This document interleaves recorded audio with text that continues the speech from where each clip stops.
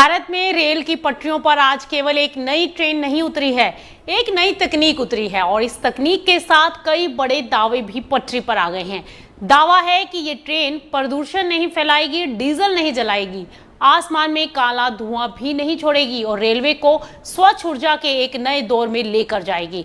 दरअसल प्रधानमंत्री नरेंद्र मोदी ने आज हरियाणा के जींद रेलवे स्टेशन से भारत की पहली हाइड्रोजन फ्यूल सेल ट्रेन को हरी झंडी दिखाई है और ये ट्रेन जींद से सोनीपत के बीच करीब 89 किलोमीटर के सेक्शन पर चलेगी। और अब सवाल यह है कि भारत में ये तकनीक कितनी दूर तक जा सकती है।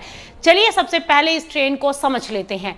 ये 10 डिब्बों वाली स्वदेशी ट्रेन है जिसमें 2 पावर कार और 8 यात्री कोच है। इसकी संचालन गति 75 किलोमीटर प्रति घंटा रखी गई है, जबकि डिजाइन स्पीड इसकी 110 किलोमीटर प्रति घंटा है।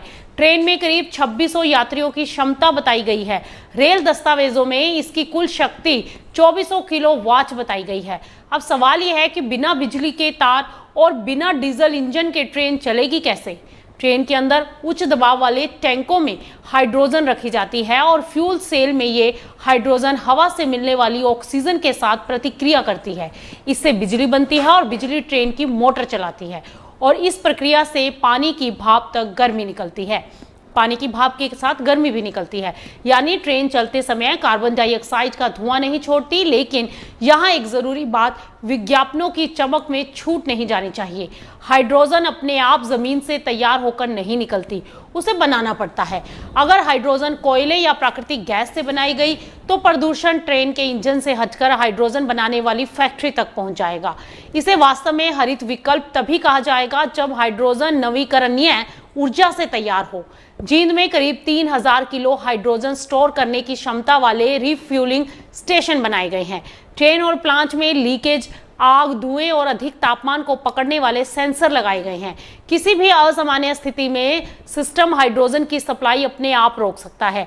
भारत के ब्रॉड गेज रेलवे नेटवर्क का लगभग 99.6% हिस्सा मार्च 2026 तक विद्युतीकृत हो चुका है। जहां बिजली की लाइन पहले से मौजूद है, वहां सीधे बिजली से ट्रेन चलाना आमतौर पर हाइड्रोजन बनाने, दबाव में भरने, टैंकर से पहुंचाने और फिर दोबारा बिजली में बदलने से अधिक सरल और किफायती हो सकता है।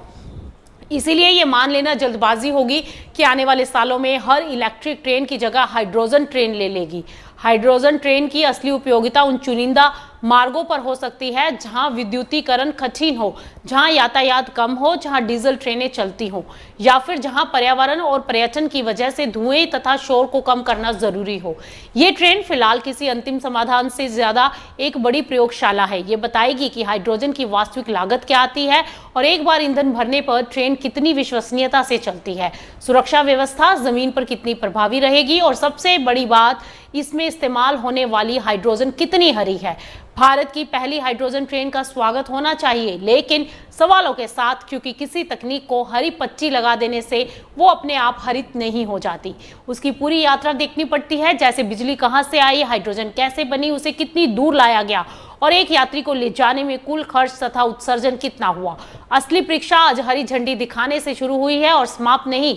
और आपको क्या लगता है इस ट्रेन को लेकर, हमें कमेंट बॉक्स में जरूर लिखें।